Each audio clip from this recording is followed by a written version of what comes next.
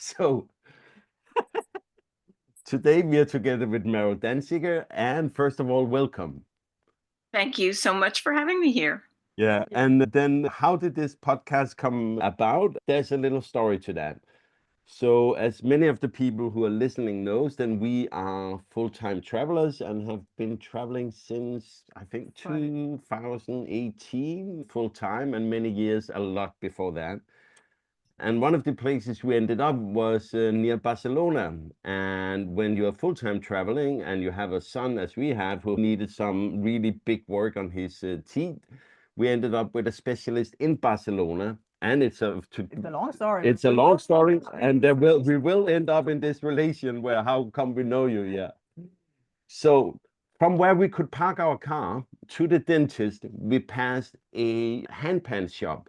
And I loved the handpan instrument. And I went in there, ended up chatting with the guy, and he was a really wonderful man called Ravid. And we talked with him, and I sent him a text saying, "Oh man, it could be fun making a course with a handpan one day." And he wrote back, "Do you know I've written 8 books on how to play the handpan?" And he was like, "Okay, let's talk more." He ended up becoming a really good friend. And then 1 or 2 years later, we were going to Istanbul, and Javid said, "Oh, I know someone in Istanbul you should meet, and that is Rake, who are your daughter." And we met her, made actually a small interview with her, which people also can find on the podcast. And We had a lot of interesting conversations and a lot of fun and did some art. And yeah, it was great. He's He's great. and then she wrote me one day and say, "Hey, maybe you should talk with my mom." So here we are. Some of the subjects we often talk about is living a self-directed life, taking ownership of one's life. It is about unschooling. And I think maybe it's kind of that angle that I thought about with you, because you have created, or maybe more found, a more natural way to teach music. So can we get your story? How did you end up becoming interested in helping children and young people and old people to people People. yeah, to play? Broad topic, but I'll try. um, so I was teaching at a school in New York City called the Little Red Schoolhouse. And a lot of the children in that school were taking private lessons, music lessons outside of school. I was teaching music. And in my classes, these were just happy, eager, excited, avid learners. They loved everything.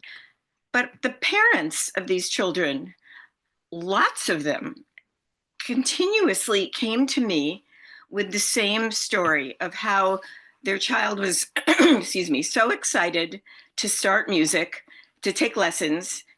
And then there was this kind of arc of, well, now they're less interested. Now they don't want to practice. Now they want to quit. Now we're fighting. Now, and there was this, you can almost superimpose these stories one on top of another. Yeah. And it was definitely troubling me. But the impetus was finally this dad who came to me. His son was Charlie, who I had. He was just the most excited child, musical child, and said, "We don't know what to do." It was the same thing. You know, he wanted to do it. He doesn't want to do it anymore. We're all fighting. But he said, but it would be such a shame for him to give up on music. Do you know of anything? And I just stood there for a minute, feeling just angry is not far from that. I mean, it just frustrated, and I just blurted out this idea to him that I had no idea that I'd even had this idea. And I said, "I am not a pianist. I'm not a piano teacher. But if I were introducing a child to piano, it would not be about, this is how you hold your hand. This is a C. This is a fa. This is the name of this note. Do it this way." I said, I would say, "Why are there black and white keys? Why are some higher than the other ones? Do you notice any patterns? What happens if you play these 3 notes together? What happens if you do this? What happens if you do this?" And I went on and basically described a curriculum that I'd had no idea that I knew. And I came to the end of this thing kind of out of breath and panting, actually. I was just, and he said, there was this pause, and then the dad said, take him. And I was like, what? I'm gonna do this? He's giving me permission to try this? And I didn't really know what to do initially. I mean, I had an overall idea, and then I remembered my childhood, which was some instruments around the house, a piano, an auto harp, a few things. And for some reason, my parents just didn't tell me what to do or when to do it or how to do it. And I intuitively connected with these instruments in a very profound way. The piano, the auto harp, I got a sense of harmony. I got a sense of how to play by ear all on my own, just from being able to engage freely. I said that this is going to be my initial model for Charlie. And I brought him, he started to take lessons from me, and I got a keyboard. I found my old auto harp, dusted it off, got a few other things like, well, what if he wants to try this? What if he's interested in music books? What if he's interested in composers? I put various stimuli around the house, and he came, and I just explained to him, this is how this is going to work. You feel free to engage with any musical related thing that you see here. And I'm just going to be in the room. I'm available. I'll be sort of the genie in the room. If you need me, feel free to ask, but I'm just going to let you choose what you want to do and try things and see what happens. And I could see by the look on his face before he even did it, this was just a transformation, just the suggestion of this. And it just told me that what he'd been lacking was the ability, as you both know, to make choices and to personalize it and to have it be irrelevant. I just knew that right away. And I just stood and I watched. And at first, I think he just sort of wandered the room and tried a little of this and tried a little of that, didn't really ask me any questions. And at some point, maybe a few weeks into this general exploration, I can't remember right this moment what inspired this, but he decided that he wanted to try to, oh no, he was looking at a book, and it was showing an orchestra, and he was asking me some questions about the conductor and this and that and the orchestra.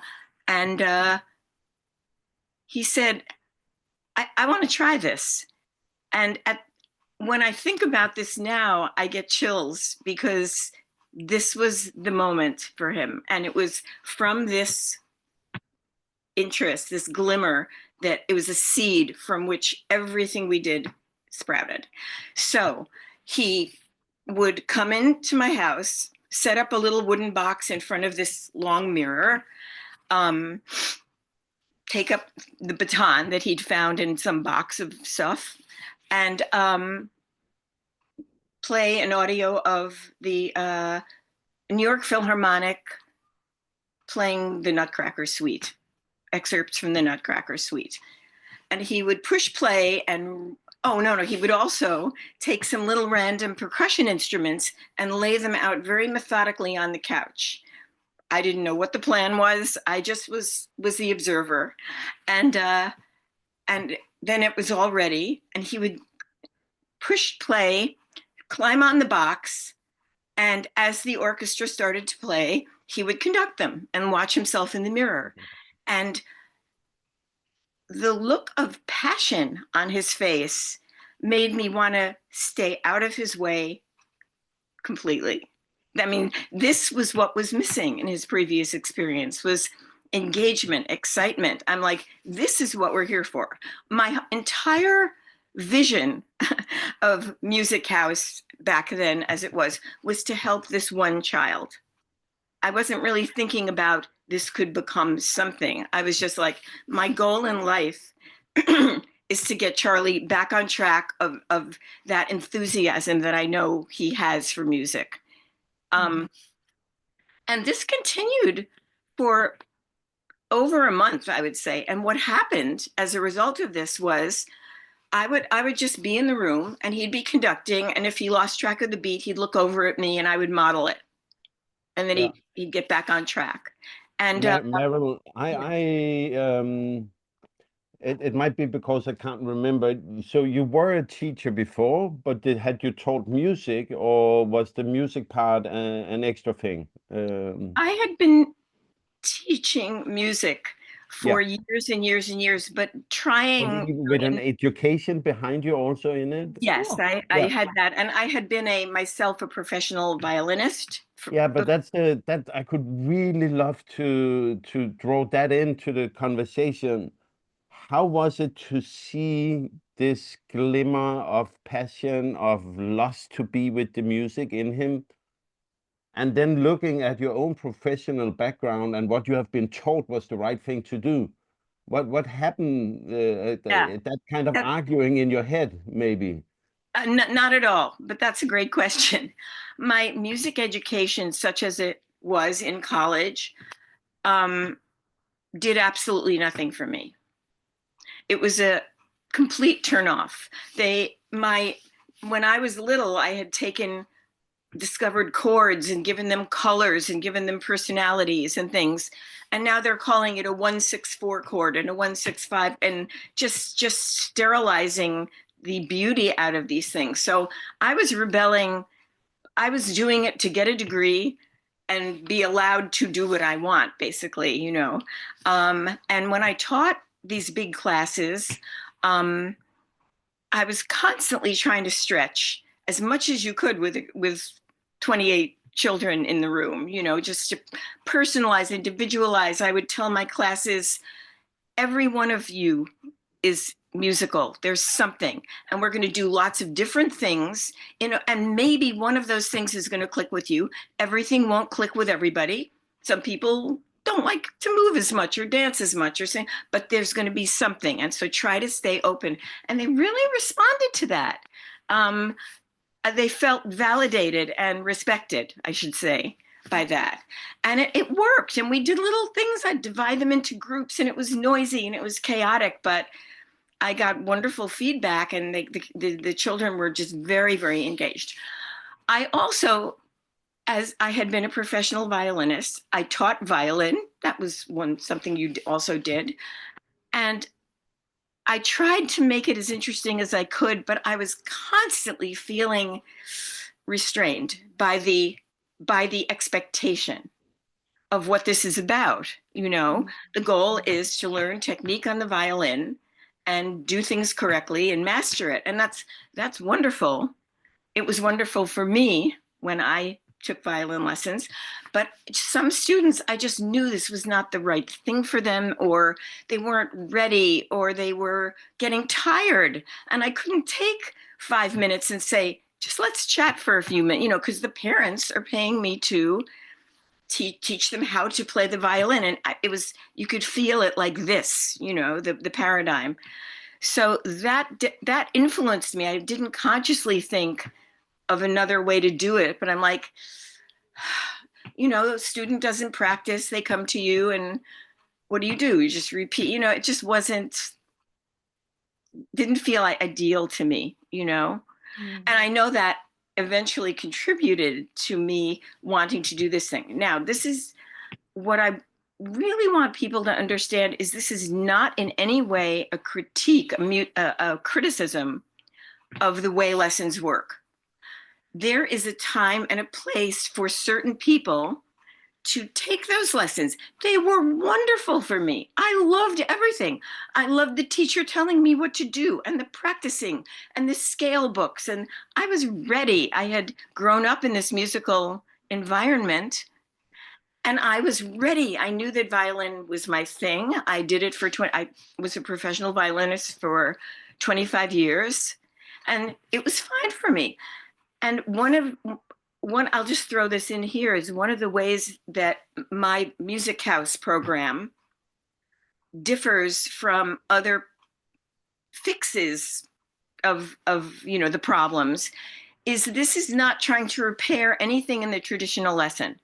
This is saying we need an entirely different type of lesson, a different model for people for either who are not ready or are not predisposed to learn an instrument, one or the other or whatever. You know, we're all musical. We're all born with some type of potential, but potential varies widely, you know. And you take a child who the parent says, oh, Natasha's been writing songs since she was a toddler, you know. She's dying to take music lessons because she wants to learn how to accompany her songs. They put her in a piano lesson, and it was her muse would not allow it. It was a complete turnoff because it had nothing to do with her songwriting, you know. And this is an example of one student who came to me, and I just super glued everything we did onto what she wanted, and it was total success with her. And so I'm not sure if I wandered away from your question, but my background, my childhood background was a positive influence on this. My schooling from little to college was not a positive influence. It inspired me to do something different. I'm thinking about how passion and discipline play different roles in music studies. In our personal story, we travelers, we move around, which means I can't find an in-person music teacher for my children. I don't have the talent to teach them myself. And somehow, even though I'm a radical unschooler, somehow I can't get it out of my brain, this idea that you have to have discipline, and that with music, for the most part, for most instruments, if you want to be able to pick up a guitar and play a song when you're, let's say, 55, at some point you're going to have to sit down and do boring stuff for a while to learn the little movements, to just get it under your skin. I play the handpan, I play a little bit of piano, and I'm just playing around with it. I'm not a musician. But listening to you, I just realized, to the extent I've had discipline in my life to do a little bit of structured, okay, I have to actually sit down with this instrument daily or almost daily if I want to get to a point where it gets fun. It comes from passion. It comes from, I want to sit down with this instrument. I feel I'm going to bed without my musical moment, and I don't like it. So I don't know, can you explore a little bit, how do I could have been that parent paying good money for a violin lesson and seeing the teacher just chatting with my kid being annoyed. I could have been that, but how do we, if we want the kids to be free, but we also want to support the exploration of learning to play an instrument, where's the balance, do you think? Wow, this could be a much longer podcast. I have. Well, maybe we could just record 2 or 3 or 4 and 9. All right. I'm going to just say these in no particular order. Yeah. Just throw it at me. I've seen, as you said, when it's something you want to do and it's the right path for you, the discipline is not necessarily so tedious. I mean, I never felt like I was working on violin. I mean, it was working. I worked hard, but it wasn't a chore. It was a positive thing. If I do this, and I knew, because I'd taught myself guitar, I'd taught myself a little piano. Violin, I couldn't teach myself. It's not what I call a friendly instrument. It's a snob. You have to do it its way. Violin is not an exploration instrument, Mm. But so I've seen children who were said to be unfocused, undisciplined in we'll call it a traditional lesson, okay? Mhm.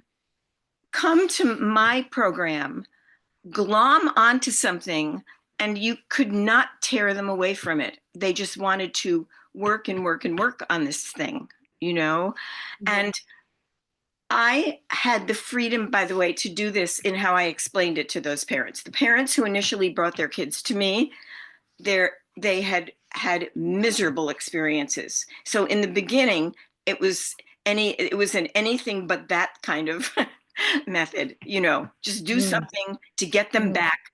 Because most parents tell me they just want their children to be, they don't want, once in a blue moon, somebody thinks their child is the next Vladimir Horowitz, Almost never, though. And most parents say they want their child to be enriched by music, to love it. That's a big word I hear from parents. But traditional lessons are not built to love it. They're built to love it later. Someday, maybe, if you last that long, And I found that from the loving it and the passion, I saw a lot of, I would never call these children undisciplined. That's one thing. Whatever it was they were doing, Once Charlie realized he needed to learn about rhythm and learn about meter and learn about cueing and study, we would watch videos of Leonard Bernstein, and is that not a form of discipline? This investment in, discipline isn't just doing something that's, the pain is gain theory, right? Maybe the word drive is better than discipline, and but where the word discipline kind of resonates a little for me is the routine it takes to be good at something. Because sometimes you, for example, with the handpan, I've had a little try on as well. It is with the routine and with the drive to wanting to be good at it that you unlock the instrument at some point. 100% agree. Yeah. And if there's no argument with that from me. The argument is only that if a happily musical, intuitively musical children, if vast numbers of these musical excited children go through this same thing of hating their lessons and wanting to quit and not only never engaging in music again, feeling completely unqualified or untalented or not cut out for it, but they grow up to be adults who populate our planet with, oh, I'm tone deaf, oh, and these are the products of, I don't want to say forced music lessons, but inappropriate or too soon or whatever. Traditional lessons. So if there had not been a problem, I never would have started a program like this. There would have been no need. But to see these children, fighting with their parents, I don't want to practice, and hating their music lesson, and then never going back to it, thinking, well, if this is music, if this experience I had is music, I don't want to do music. That's what Charlie said. And when he did get back into it with his old piano teacher, who he had been miserable with, he did beautifully. He became a Bach aficionado, learned to play the preludes. He came and performed for me. I couldn't believe it. But he needed to have something bridge that gap between the interest and the technical path, Does that make sense? Does that partly answer? It makes total sense. I'm just thinking, actually, the key word again, it's happened before. The key word is freedom. The key word is that this lesson is voluntary. There's nothing wrong with the lesson. The structured, disciplined, you have to do it like this. You have to rehearse like that. You have to spend 20 minutes every day trying to I don't know, go faster or go more precise or whatever it is.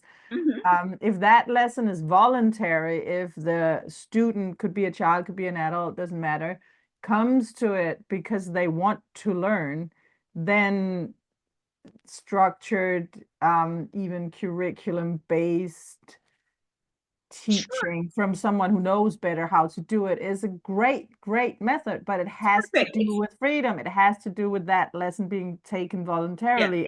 And that's Yeah. a big problem for children. They're being pushed into it. And if they don't want to do it, the parents are like, oh, you need the discipline. I paid money for this. It's Thursday today and it's 4 o'clock and you have to do it. And yeah, it makes sense, but then again, it just doesn't make any sense at all. And I've just been thinking while having this conversation with you about the whole discipline thing. There are some things. Maybe we need to do our push-ups to stay strong enough to cope with the years passing. Maybe we need to brush our teeth twice a day. Maybe we need to do the laundry. And I'm just thinking, is that discipline?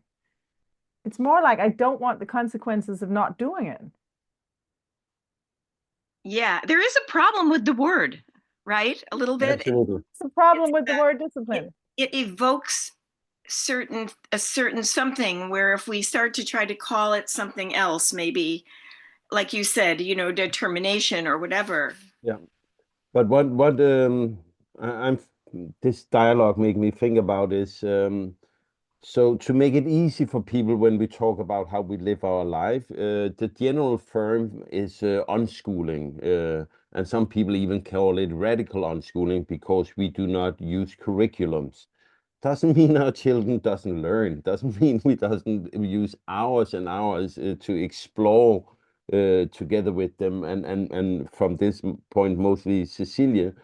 Um, but what I find really interesting about this dialogue is um, and maybe the word is natural learning, and if we look at how society for 100 and something years have become more and more structured in the schooling, even the schooling and the curriculums, as I know most in Denmark, the teachers, it's almost down to what they need to teach in a certain day nowadays, which limits the exploration from the student sides, and in the dialogue, person who knows more about a subject, also often called a teacher, with person who wants to know more about the subject. If it is so controlled, you cannot explore and find your natural path to learn it. Yeah. Um, and I think that is what really interests me about all these dialogues we have had about unschooling and learning, Cecilia and I, with more than now 100 episodes and all the private talks, is there's something fascinating in exploring how is it people learn? What is it that make people learn? And you have looked into music in this field, but what you're explaining, and I'm like, but this is how you could learn math. This is Well, how. I consider this a metaphor for the Summerhill unschooling democratic free school thing. You have to show up, but then what you do is your choice.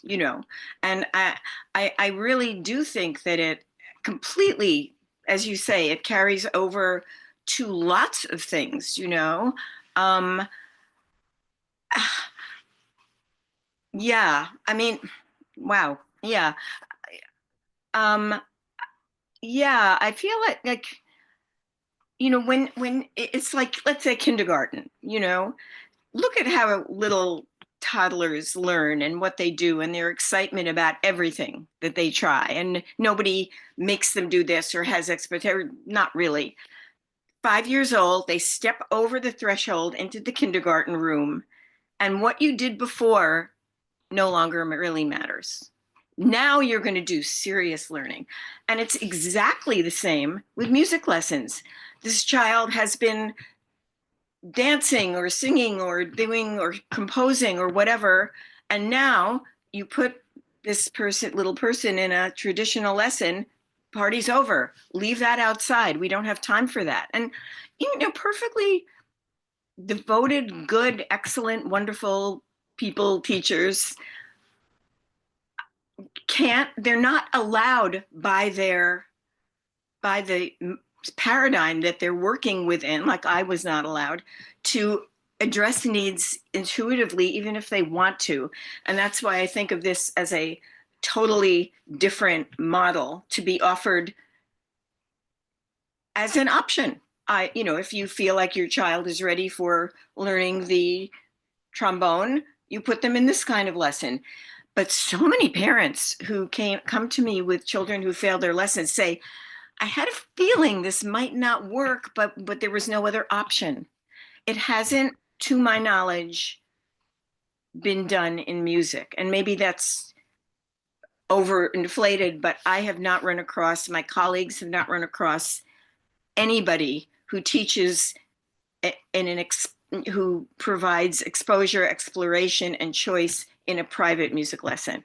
And I think it's crucial for us to consider not only having that model as an option, because it would help so many people, but I think it would invite a whole bunch of musicians and interesting, charismatic, generous people who like to share what they do to become music teachers, because it really redefines what your role is as a teacher. You're responding to this person in the moment, and it becomes very exciting and I would say thrilling. A session ends, I run to the phone and I pick up the phone and I call somebody, one of my kids or one of my friends, and say, you won't believe what just happened. This happens all the time.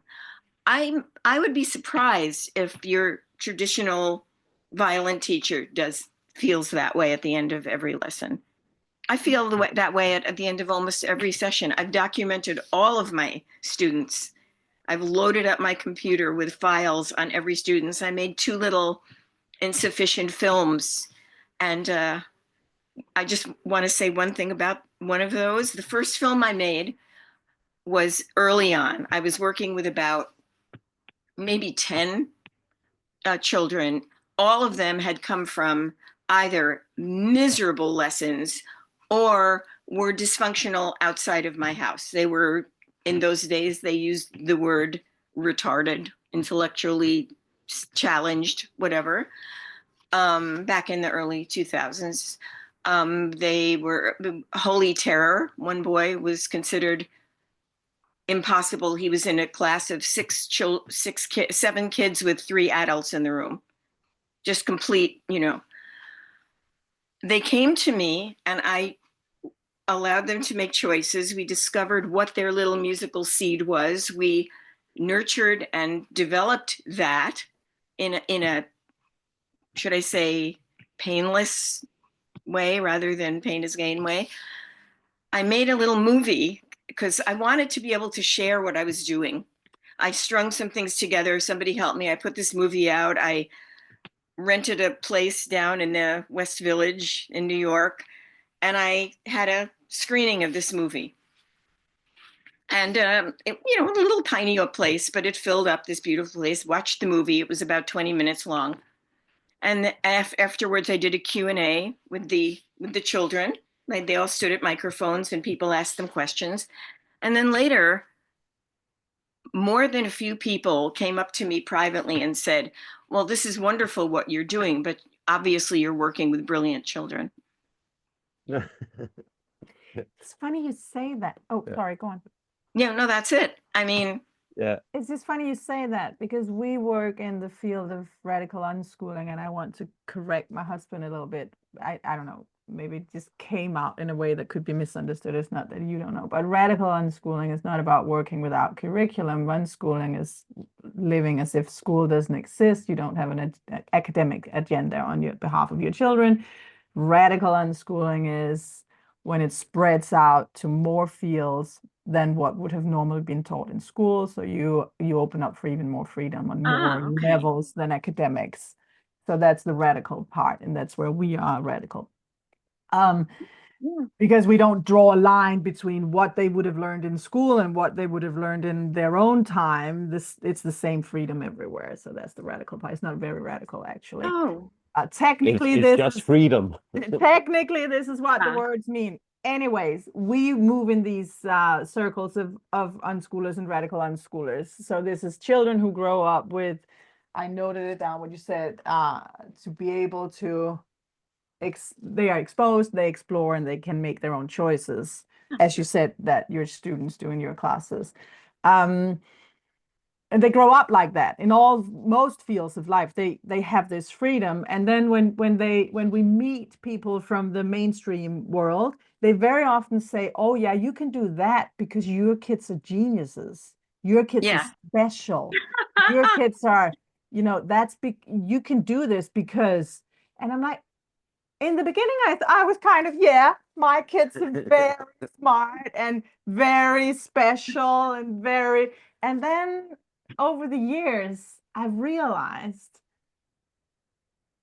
they're probably not. Of course, my kids are, but not all unschooled children. They are just humans who grow up in a different context, in a different environment.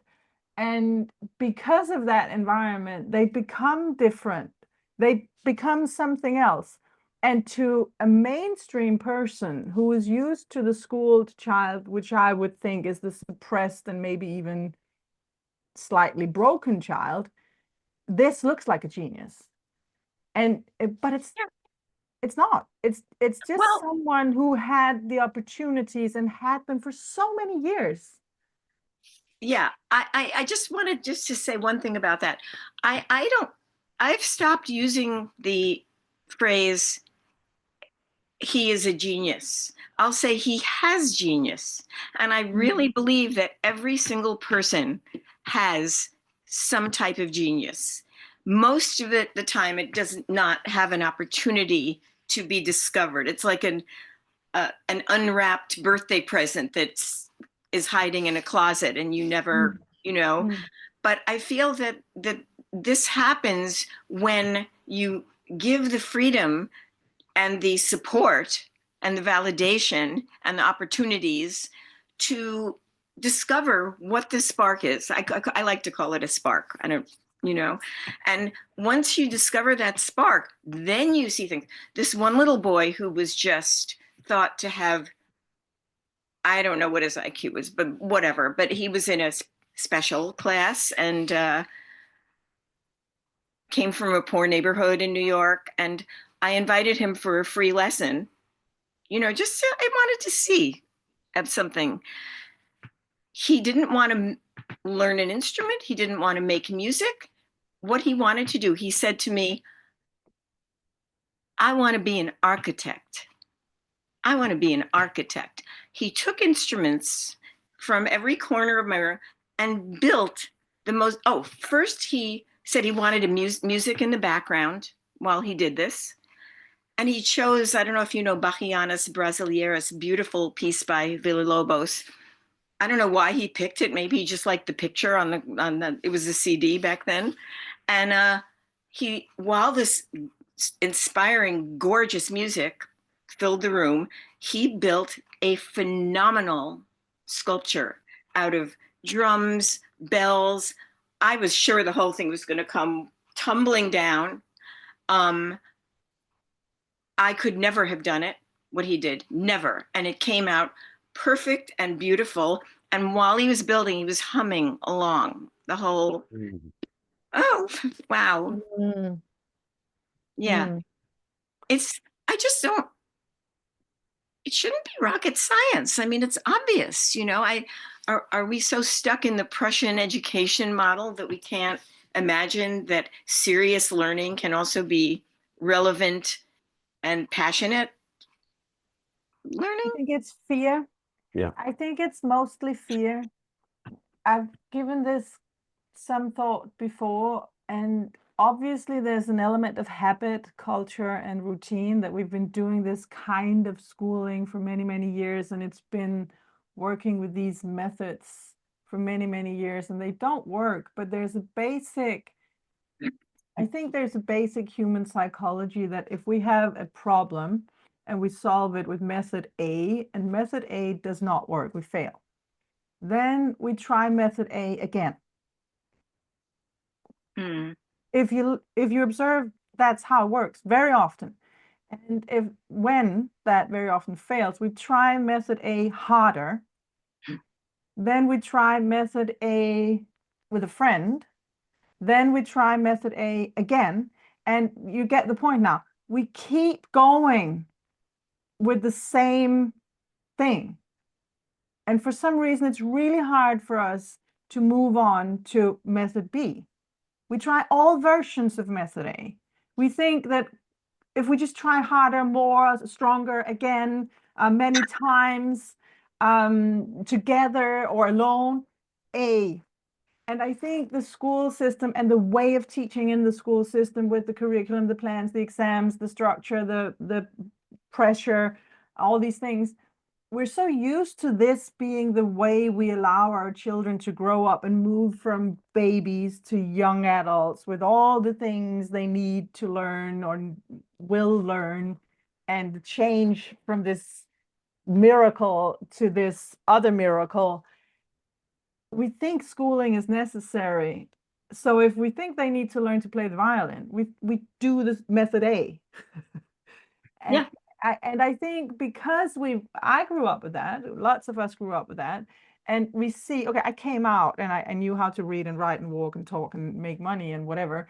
And it was so hard. So now I have to push my kids through this so hard, because if they come out and they can't walk and talk and read and write and make money and whatever, then their life has failed and it's my fault because I didn't push them. Letting go of that and letting go of the fear that if I just leave them be you talk about seeds and sparkles. I mean, if there's a spark, there can be a fire. If there's a seed, something can grow, and you actually don't have to control it. You just have to be around it. Make sure the fire doesn't burn down the house. Make sure the seed is not eaten by an animal coming by. But that's your job, just to be around it. And I think the fear of just doing that, not all the pushing, it's a huge thing for parents. It's really a huge thing, hard. and it feels cozy to do the. And there's actually, if I'm getting this right, there's a term in psychology that maybe you've heard called a set point, which is a cozy, dysfunctional thing from your past that you will default to. Interesting. Which I think is kind of what you're talking about, and I think that's why initially there needed to be a big problem for parents to bring their kids to me. You know what I mean? They had to see that method A, which I would call the traditional music lesson, which is great when it's great, was so not working and so harmful to their kids because it wasn't the right thing. That's why when they just said anything, that was the anything but that, and so I had at least one or two parents after maybe months of their child just that I would get feedback from their parents. This is the high point of his life regularly. But after some time went by, if the child needed more exploration, more of this kind of, they'd say, so, but when is he going to learn to read notes? And when is he going to learn the right hand position? I had a mother show up one day who said she'd hated her music lessons. This was classic. She wanted her kids to do anything but that. She brought her son and daughter to me, and I would teach them separately, and then they'd meet they'd go together and collaborate at the end of the lesson for 10 minutes. She showed up during those 10 minutes when both of them were in the room, Michael and Olivia, and stood there looking a little with her knitted eyebrows. And of course I'm thinking, uh-oh. And what her kids are doing is Michael's saying to Olivia, well, you play the harmony. Why don't you accompany me on the auto harp? And I'm going to try a pentatonic improvisation on the piano. And they're doing these things and using these terms and clearly becoming comfortable as musicians. And then she said, well, when are they going to learn fingerings and notes and set point? She forgot, you forget after a while why you why that didn't work. And it's just a feeling. It's like being outside the spaceship without the cord. You know what I mean? It's like, but I can't, so many of my students, snowflakes, they all did different things, went on to return to lessons or become professional musicians. And I would say, well, you had it in you anyway. And I know one of those kids just says, no, I would never have done this without going to your program. He's now 20, almost 30 now, but yeah, it's getting people to trust it. It's a trust thing, right? Like you said, a fear and a trust of what they're going to miss out. But when they do go on to look, I love this analogy. Imagine a Martian landing on Earth, never been to Earth before. And an Earthling wants to feed him, and he brings over some black olives and says, here, eat these. This is Earth food. Mm-hmm. And the Martian tastes an olive, makes a face, goes back to Mars and said, I didn't like Earth food. That's what happens when a child is made to, or even wants to, choose an instrument that is really not the right instrument for them. And it's a well-kept secret, I would say, in music education, that the choice of an instrument is extremely personal. Some people just feel passion when they blow into something. Some feel it when they strum or when they bow or when they hit a drum. Like, it took Rocky a long, long time to find percussion because we didn't have any in our house. We weren't those, but when you see a performer, an outstanding virtuoso playing with, he feels that passion come through his hands and into his fingers. And I have seen remarkable things. I had a tiny little girl who came to my house, and everything with strings on it got her attention. The auto harp, the ukulele, the guitar, this one stringed thing that I had lying around. Everything else was invisible. She was like 3.5. I mean, teeny, but something made her go to those string instruments. She worked with me for maybe a year. I ran into her mother in a random coffee shop 7 years later. She said, actually, Annabelle's been talking about wanting to play the violin now. Would you teach her? And I did.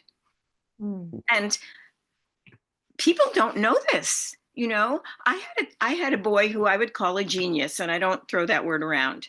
He had taught himself part of the Rhapsody in Blue by Gershwin by ear. He could play anything he wanted by ear, didn't want to read notes, no nothing, at the piano. And I would sit there like trembling when he played, because I'm like, how does he do that? How does he fling his hands around like that? Untrained completely. I would show him a guitar, and he'd be, you could see him tense up and have no idea what to do with strings. And this is such a big deal to at least make sure you've chosen the right instrument. How do you find the right instrument? Basically by exploring a lot of things and seeing what calls you, what do your hands want to get on, And I don't know if people don't know this or they don't value it. I just don't know. I don't know. I suspect they don't know. I don't think parents know about this, but I know about it, And it reminds me of a general problem of the education of children that we do in our culture, which is we want them to learn everything. And it's another element of the fear. Like you said, some of them don't really need to learn to read notes. So this is just inside the field of music, but actually we kind of think that we have to teach all of them everything. And some children are really passionate about languages, and some children are really passionate about the arts and maybe only drawing. So give them paint and they hate it, but give them a pencil and they love it. And I think it's another fear element that we kind of think that by the time they are, let's say, 18, they need to be somewhat proficient in everything.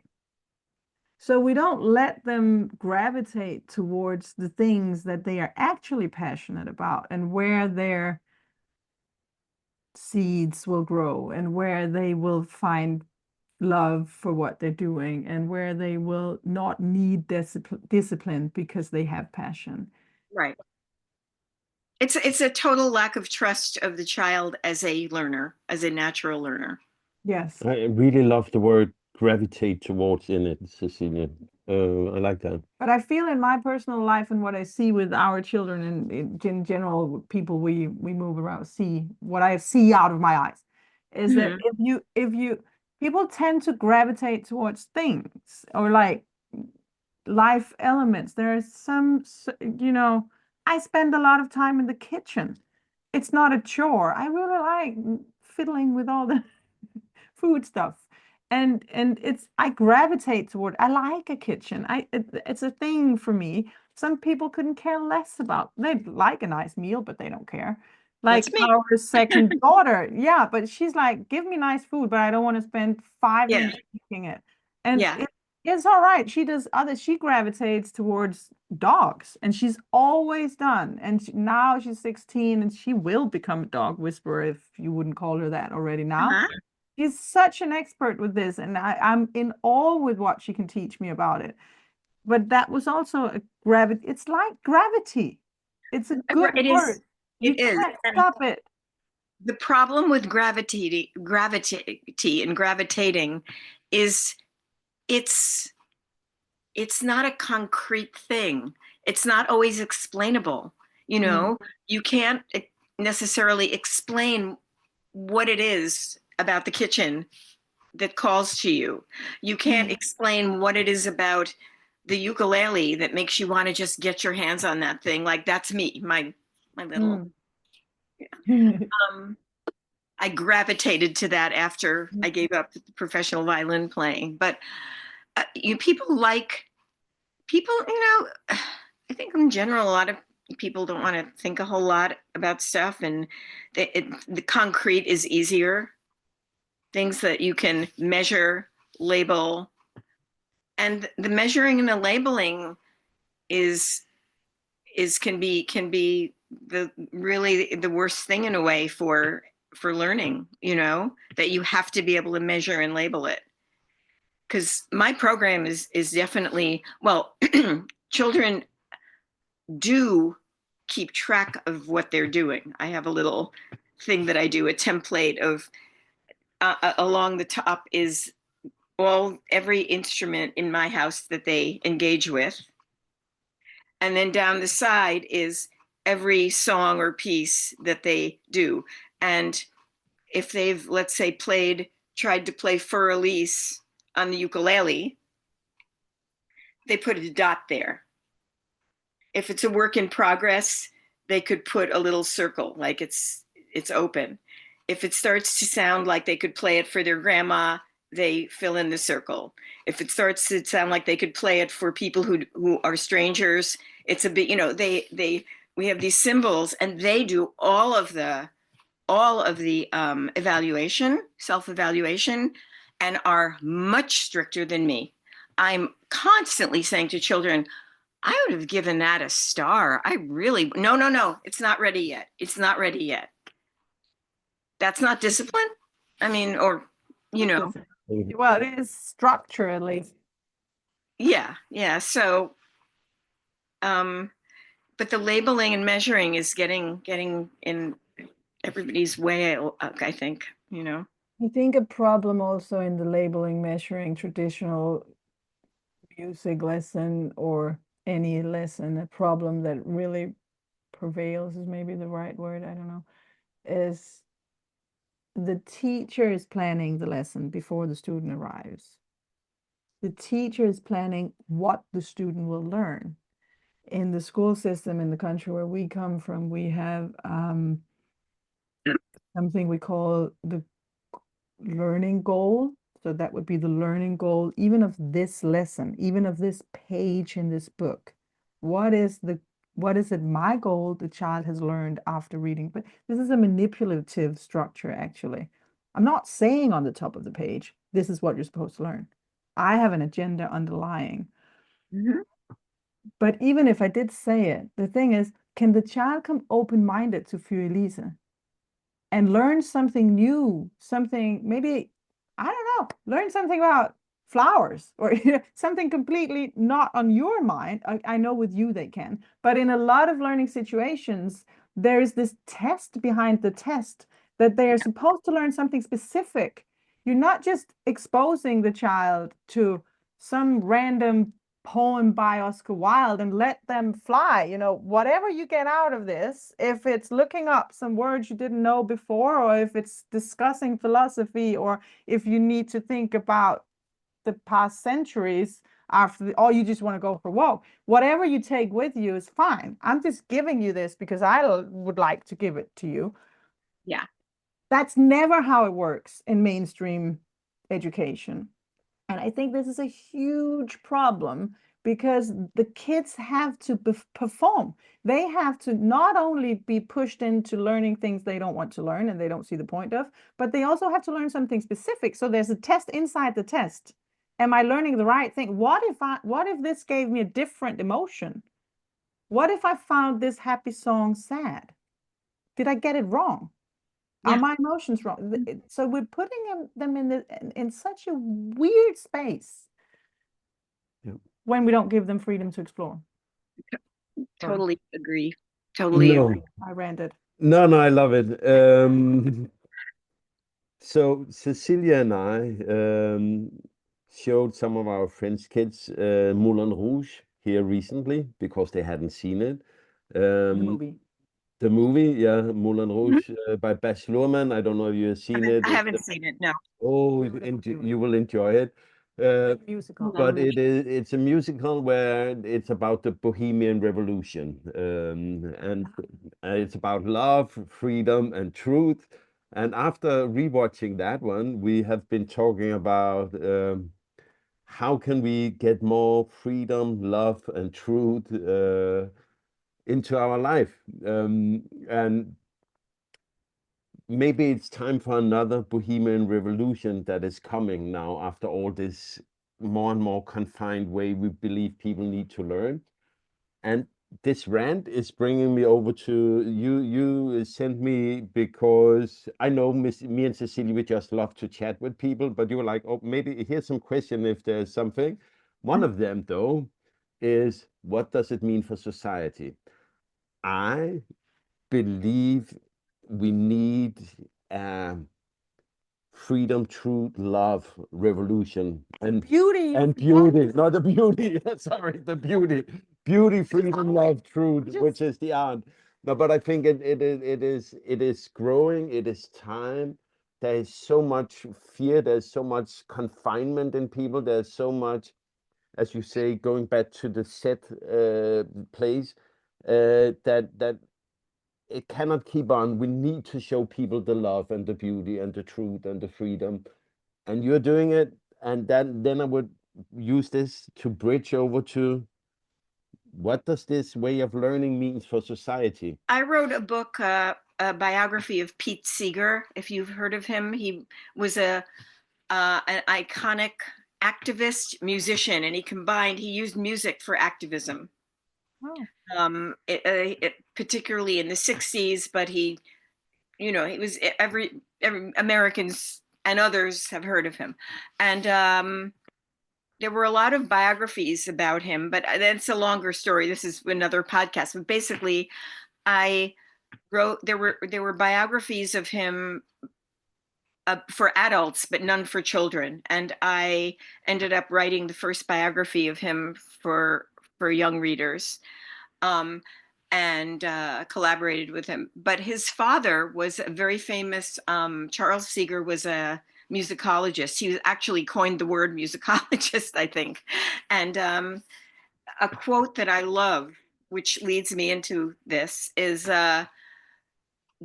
do not judge the musicality of a society by its virtuosos, but by the number of people playing for themselves. And this was a person who had started out as a straight classical musician and kind of abandoned that hierarchical, this is good music, this is bad, this is, you know, he went on, he took everybody on a trip down south to teach the classical music to the poor people, you know, the country people, and discovered that they had an incredible musical thing of their own going on. And he kind of, that was when he kind of shifted over, began to, and I think one of the problems that causes all of these things that we're both talking about is the hierarchy thing. This is good music, this is bad music, this is good learning, this is bad, this is serious, this is just fun and get, you know, and I feel that the hierarchy of especially Western cultures that perpetuate this through that traditional type of music lesson is really missing out. You know, the especially third world countries that just have this natural, intuitive, dynamic, passionate, lively interplay of, you know, it's not the professionals up here and the everybody else down here, and that talented and the untalented, everybody, they dance, they sing, they write music. It just is a natural kind of thing. And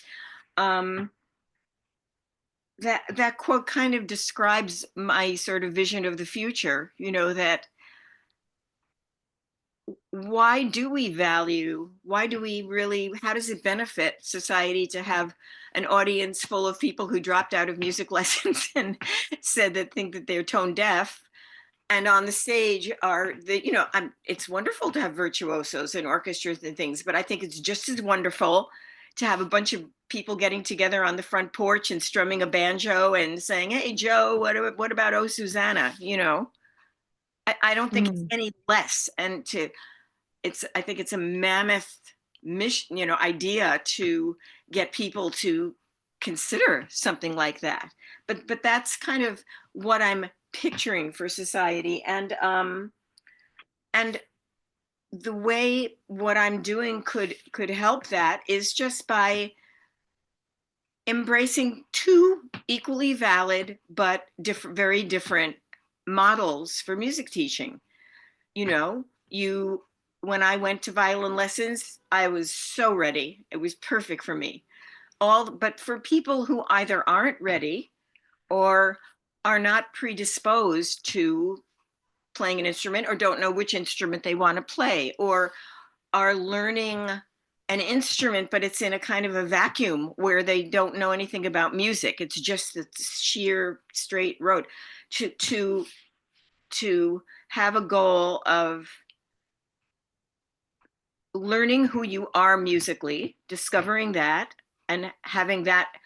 Everybody, I believe, this is a book, I'm writing this book, and it's an advocacy mission of everyone has the right to be who has ever yearned to be musically engaged has the right to be mentored according to their predisposition, inclination, learning style. Part two of it is and I've heard famous people say this, I just have to find them again so I can quote them, but to become a musician before you go into a training path. It's not a first step training, you know, and that's what the traditional model is, a training model. And I liken it to, imagine taking a child who loves to jump rope and do somersaults and play ball and putting them into Olympic training. There's got to be something that bridges that gap. And I really feel that this model that I've both found and created, you know, discovered myself thinking about it, would do that beautifully, you know, and just to be able to reach out and to people who might teach this way, and to parents who know that deep down they're looking for something that's not, because from there, from knowing who you are musically, feeling empowered, and becoming a musician, you can do anything that you want, and then it becomes appropriate to learn the violin or whatever it is. Yeah, I would love to ask you about the dialogue of music.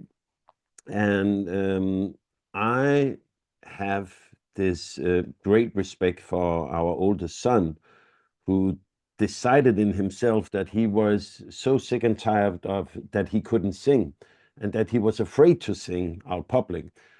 So he decided just to start singing.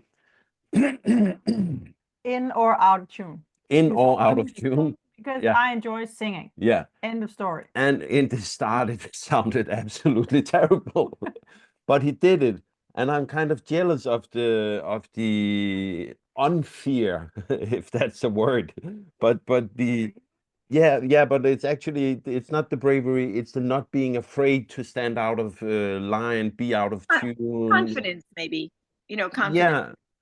And when I look at myself and the musical experiences I have had, and this is where I want to go about the word dialogue, is we have some friends who play music, and sometimes there's red wine on the table and they start picking up instruments, and I from time to time sit next to a drum set and just made a little, and sometimes I find the dialogue and it feels there's this energetic vibe going on between people that are jamming together. And I'm both jealous at it. I really would love to do it more. But I feel so without confidence in it, because, and I think this is an interesting subject to unpack. I have been raised in a result-orientated world where if I couldn't do it like this, then I wasn't good enough. And I never became good enough to play music so that I kind of dare to play publicly or sing publicly. I really loved to sing when I was small. I was like in a choir in school, but mostly because there was a lot of girls there also. But joking aside, it's really wonderful to use the instrument of your voice to connect with other over music. And I'm still at I I do not dare do it. Well, you sound like the child I described before, the happily, intuitively musical child who grows up believing. But in your case, it wasn't because of lessons, but it often is because of lessons. That's the turning point to I'm tone deaf. I'm musically hopeless. But yeah, I mean, it's Sir Ken Robinson, who does, Yeah. what is his? Let me see if I can think of his quote. School skills creativity is one Right, of them. exactly. His quote about music is, "We are all born musical. The trick is to remain musical as we grow older." Yeah, whatever not it is, destroy whatever it. it is that gets in what? To not let the schooling destroy it, but also maybe the insecurity in the social life. You talked before about some cultures not in what we call today the Western world being more musical by nature, being more so you learn by being a natural practitioner of music because it's a part of your everyday life. And hence you grow into having music as just like one of your senses kind of thing. Yeah. We don't do that here for some reason, and it's become this structured fear-based thing, and we have these superstars and we have Spotify and earpods, and also music has become a more lonely thing compared to when I was a teenager. Now, I mean, they do share it, but they also have a lot of things going on alone, which is good and bad. I think one of the things where music is really powerful and also points into these bohemian values where you just shared with me yesterday that there's the movie version and then there's the real version from the Bohemian Revolution. One of them being community. And sharing. Music, when we create music as a community, if we have communal singing or we play music together, structured, something we rehearsed, or just jamming, exploring, hitting things, doing things, it puts us into the same moment. It's very interesting. You have to be present in the same moment to play music together. Yeah. I talked with one of these, it's the same people, obviously, that we play music with when we sometimes join in. And one of them said, what you will notice is that when this happens, we're drinking wine, some of us more than others. Not my husband. I'm just trying to. No, I don't drink it, but anyway, it's casual, adult, late night. Actually, the teens and the children are there as well, and we're having fun. And then one person picks up a guitar, maybe the instruments are around, and then you see what happens when it becomes, now we're entering the same moment. What happens is the bodies start first, before the music, you start moving in the same pace. It's so interesting. Whoever joins the music starts doing this. Just now I'm overdoing it for the camera. It's just a little movement. But the interesting thing is you cannot leave the moment. You cannot leave as soon as you leave the moment, you leave this shared. And here is where community grows. This is why it's so important. This is why you wake up so happy the next day and you want to do it again. It's not about the wine or the friends or the music, it's about sharing the moment. I love that. I love everything about the way you put that. Yes. It's funny. I used to, when I was teaching in school, I used to love to like sit and play guitar, and we would sing a song, and I would tell the kids to tap their feet, and you'd have 28 children tapping their feet at the same time, and at the end of the song I'd say, why do you think that happens? Why do you think you're all tapping your feet at the same time? And it was just you could see them going, like really thinking about it, and we would discuss their theories and stuff. But the things that transcend, like what you're talking about, verbalization in a way, you know what I mean?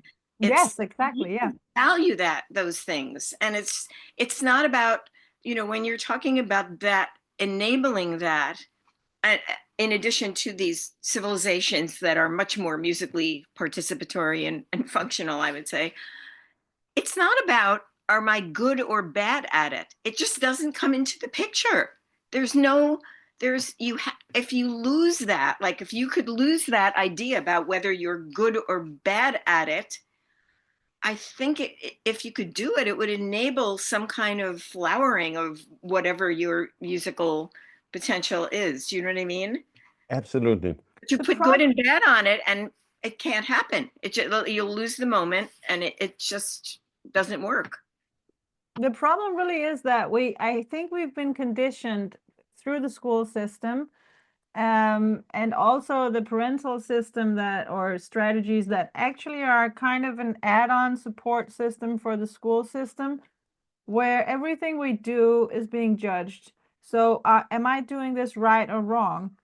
I got coincidentally pregnant when I was in my early 20s and single. And I remember the experience of I come from a country with extreme healthcare and welfare. And that whole system came to me. I came home from the doctor, just starting the process of getting a midwife and all that, with like this thick layer of little pamphlets and books and stuff about how to cope with it. Like, what is it now? Teaching me how to do it. And all of my intuition and spontaneity. And so from the moment the child is even conceived, there is a structure. I would see in that I didn't comply to it, but I had a little book once she was born, and it would teach me, what week would we expect her to hold on to things, and when would she have to lift her head, and what year would she have to cut with scissors, and all these things were so measurable. And there was this chart with the weight and the height of the child, that you have to follow this line for girls, not for boys. Otherwise, you're under or over. So obviously you want to be over. You want your child to lift the head a week before. The whole thing is so wrong. And the child enters the world of judgment. Are you doing it well? Are you doing it right? And to what extent are you doing it well and right? So Yes. where's the unconditional love? And where's the moment? And where's the community? And where's the transcending exploration of life? It falls apart. And what it also, another effect that it has, in addition to all of that, is it discourages parents from using their intuition. Yes. You have to go to an expert. You have to look at research. And this is the problem when you were talking about not feeling qualified to teach music. One of the 3 books that I'm currently writing is for parents about there's a lot of psychology in it about just giving them permission to set up their house with some instruments around, 0 expectations, have fun with them yourself. Just, it happens, it doesn't happen. He touches it once a week, but like where you make a value statement of, we believe this is important. We're putting piano in the house. We're putting a guitar in the house. Touch it, don't touch it. Like, in my background. And, but you're fighting against the system, because the system tells you don't do anything without consulting an expert or research. Or I'm pretty anti-research. I mean, so many people have said to me, how did you know how to interact with my son so well? You must have read a lot of stuff. I've said, I haven't read nothing. I was just trying to be a human in the room. And Really. you're fighting that all the time. And when that started, I mean, I don't know, but I would love to see parents just set up a little music house in their house. I've had people say, well, we have a keyboard, we keep it in the closet unless he asks for it. I say, do you keep your sofa in the closet until people ask to sit down? I mean, you have to have things around, and just casual. Anybody can do it. You don't need to know anything about music to fertilize the field for learning music later, from whoever. What I find really interesting is I believe more people can see the light and understand it when it comes to something extracurricular, like music. I actually believe more people will be like, oh yeah, you can do that with music, but they would have more difficulty seeing it with the subjects that are taught in school, because it's the same natural learning I'm talking about. Right. It is I mean, just where we are sitting here now, there's 3 instruments in the room I'm looking at, 3 different kind of drums. So that's wonderful. But so the question is, how can we help open the eyes, show people a way, lead the way? Maybe it's just by walking, talking, doing our thing.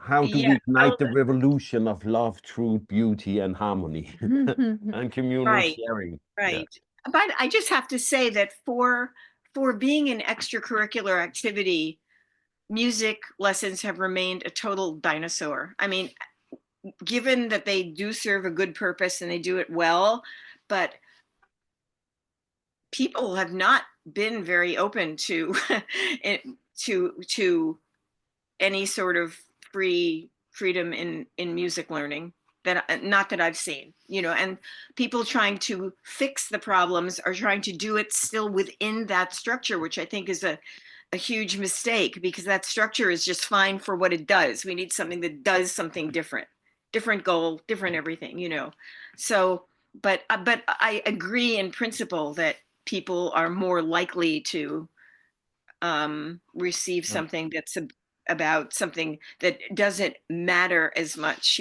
like the There's art. something about music history I absolutely do not know enough about, but I know a little about the story of the guy who invented the saxophone, because our son have listened to a really fun podcast about it.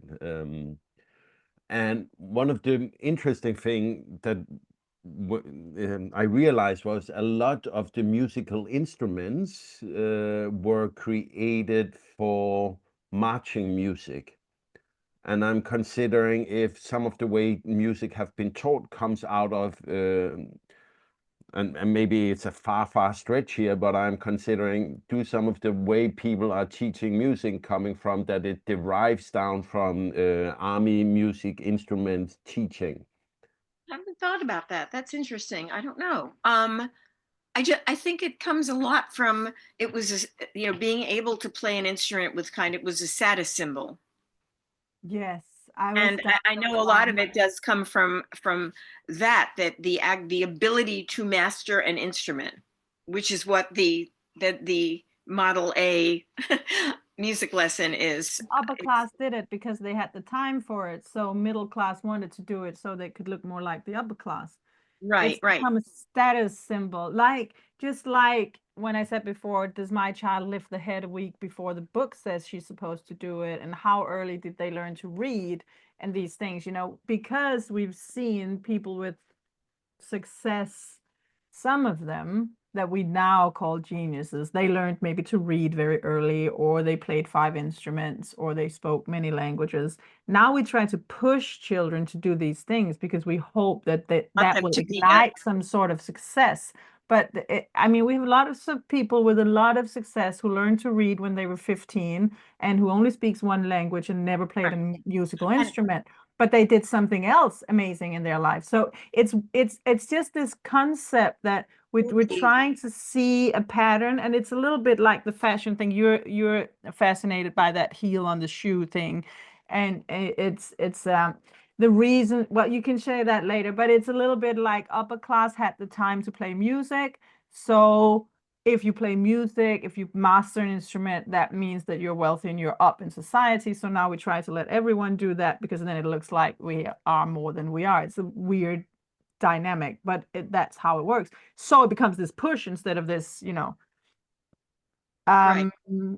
I feel I'm losing my. Then I will take the heel on the shoe. But I Take just the heel. one little comment about that was that in music lessons, this is the excuse people have for taking a 5-year-old with no musical background and putting them in lessons.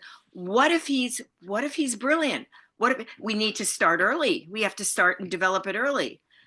And how many, I feel like if your child is one of those, it'll somehow show itself. That muse will not let him rest, but that's what causes that's one of the big pieces of that paradigm is, oh well, what if we miss our chance to recognize his brilliance? But it ruins it for like the vast majority of people. It's another research-based fallacy, I think, that also you have to learn while you're really little, otherwise the window closes and you'll never become anything with music.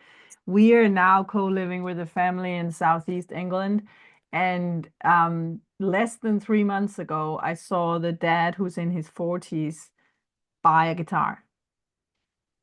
Last night, the children in this house told me he's written a song to his friend who died. It's less than 3 months ago he bought the guitar, and the guy is in his 40s. So this stress we have pushing small children, you have to learn now, otherwise you can never learn. It's wrong. And it's wrong on many levels, like, oh, you have to learn 5 languages before you're 16 because it's so much easier when you're young. No, it's not. It's not. You can learn a language when you're 80. My grandmother started studying Spanish when she was 72. She was pretty proficient when she died 15 years later. It's just this crazy idea we have. We're pushing these small children to do all kinds of things we, the adults, would love to be able to do. So we're projecting our Yeah. inferiority or our dreams Yeah. into our children. If I want my child to play the guitar, maybe I should pick up the guitar and learn to play, because it's probably because I want to play the guitar. Just as Right. if I There's want my another- children to become really good at math, maybe it's because I like math and I should study some math when I have a moment outside of the kitchen and the working and the other. Yes, totally. Could I recommend two books that you might like? Oh, yes, please. Yeah.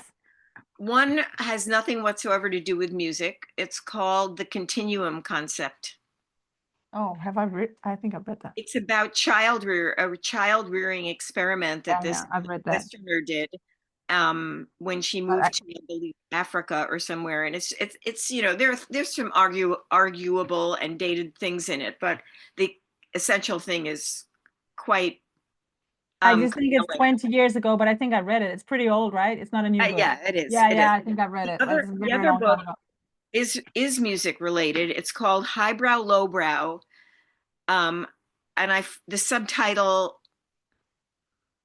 it's by Lawrence, what's his name? Well, you should be able to That's find it's a common last name. Notes. Well, what What's his name is a common last name. his name. Yeah, I know. Yeah, The yeah. the emergence. The subtitle is The Emergence of Hierarchy in America, of musical hierarchy in America. Mm. And it is fascinating when you want to talk about, well, classical music is, I love classical music. I still listen to classical music, but if it's, you know, classical music is the only good music. There's a lot of people, and everything else is inferior. This is a complete construct. It has nothing to do with a truth music. or a reality. And that's a really incredible book. If you can't find it, I'll find the author's other surname besides what's his name. We'll need it in the show notes. Yeah, So we will find it and link to both of the books. Right. And also on that note, we have talked a lot, and maybe we should take another episode yeah. at another time. But for now, to find a way to round up. So I think it could be a wonderful bridge for you to give some advice for parents or people who are sitting there and being like, I would love to help facilitate learning music to my child or to myself. If you can get some good advice on where to start, and also if you can share with them the work you have done with Music House, how they can get to know more of that. Another way, mention the website, etc., so people can go and find it. But first, a good advice. Well, the target audience for the book that I'm working on, slaving over, is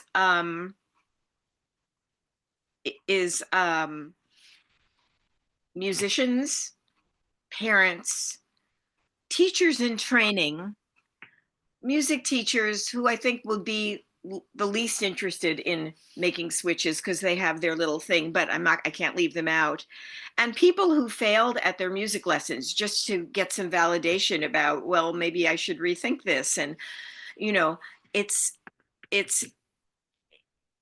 not, I mean, it's a methodology, but it's not a step-by-step, do this, do this, do this, because it's about sensing things, and it's a little bit, you know, but I'm writing this book as a sharing my experience creating Music House, why I did it, how it went. Here are examples, and here's what happened. Here's how with this girl it developed agency. With this one it was autonomy. With this one it was validation. With you know, and just putting it out there and summing it up. And that's so I'm looking right now for an agent, maybe a publisher for this, and that's where it is at the moment. You know, getting there. It's getting there. Yeah. So, but I so appreciate. I was so excited to read when Rocky sent me what you do. I was like, oh my God! I'm just like forgot everything else. I was like, I have to contact these people, you know. So I appreciate you taking the time and help. I've never done a podcast about Music House. I've done a lot of interviews about my Pete Seeger book, but this is really my first about my music program, and you could That's not an have honor. found It better. was wonderful. But for ending it properly, then where do people, can you mention have a website. you have a website? How do people get to know more about Music House? I have two websites. One was just a cute little thing that I just so endearing that I've kept it, and it also has little clips of children doing this and that, you know, like not great quality video clips, but you get an idea of a few. And that's called nycmusichouse.org. Mm-hmm. The newer one is my name, Meryl Danziger.com. And there I have a series of puzzlers that I did for I blogged this thing about called What Would You Do? It was like you get to play detective in a music lesson. Here's what happened.